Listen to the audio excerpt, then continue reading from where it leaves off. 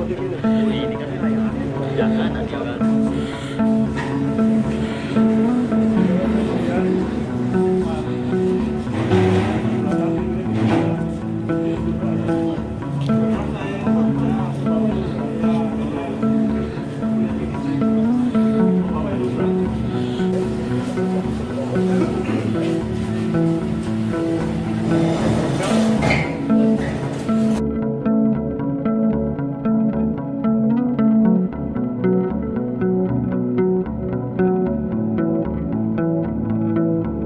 Pada hari ini, hari Senin tanggal 15, kurang lebih pukul 12.00, kami mendapatkan laporan dari Kapolsek Ilir Barat 1 telah terjadi tindak pidana yang diduga awalnya adalah antara motifnya perampokan atau yang lain. Yang pasti atas tindak pidana tersebut ditemukan seorang ibu dan anaknya meninggal dunia di satu rumah yang notabene di situ tinggal satu keluarga.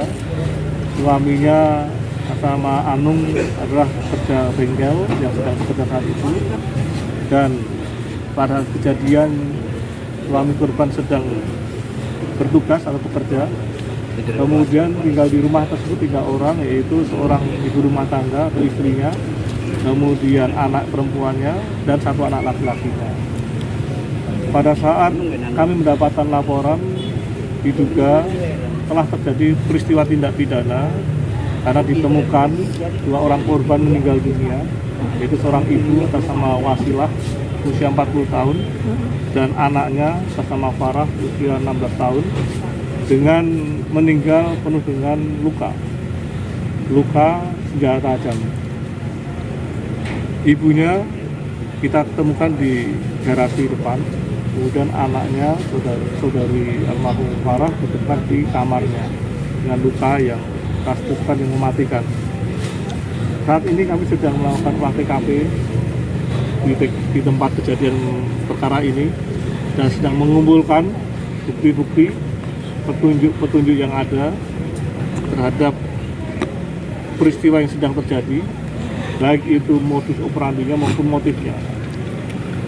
Hasil konfirmasi kami dengan suami korban bahwasanya atas tindak pidana yang terjadi, barang-barang yang berharga yang diduga milik korban tidak ada yang hilang. Artinya tidak ada barang-barang berharga yang hilang, yang notabene barang-barang tersebut masih utuh. Otomatis sementara dapat kami simpulkan sementara motif perampokan tidak terjadi. Ini sedang kita dalami, motif apa? Apakah sakit hati atau yang lain? Ini sedang kita dalami. Yang pasti modus operandinya adalah melakukan tindakan penganiayaan yang menyebabkan matinya seseorang. Yang pertama, barang bukti berupa pengki yang masih terhunus di kepala korban itu. Kemudian di TKP kedua di kamar ditemukan anak yang tergeletak dengan luka tusukan yang mematikan di bagian perut, sayatan di tangan. Kemudian alhamdulillah putranya masih dalam kondisi sehat karena sempat terjadi kontak pembicaraan antara tersangka dengan anak yang paling kecil, yang notabene anak tersebut sempat melihat perawakannya. Jadi sedang kita dalami perawakannya.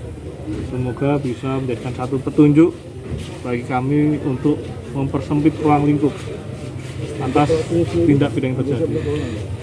Pelaku hanya 1 orang, berdasarkan keterangan daripada anaknya. Ya, jadi hanya melakukan tindak pidana sendiri. Ini yang sedang kita. Tapi orang dikenal loh. Apakah orang dekat atau? Kita belum tahu. Ya, yang pasti anaknya mengatakan tidak mengenali. Anak tersebut tidak mengenali. Ya, kemudian dilakukan seorang diri oleh tersangka. Demikian juga kami juga sedang mengumpulkan barang bukti yang lain yang notabene ini menjadikan petunjuk kami untuk mencari sebuah cerita bagaimana awal mula daripada peristiwa yang terjadi.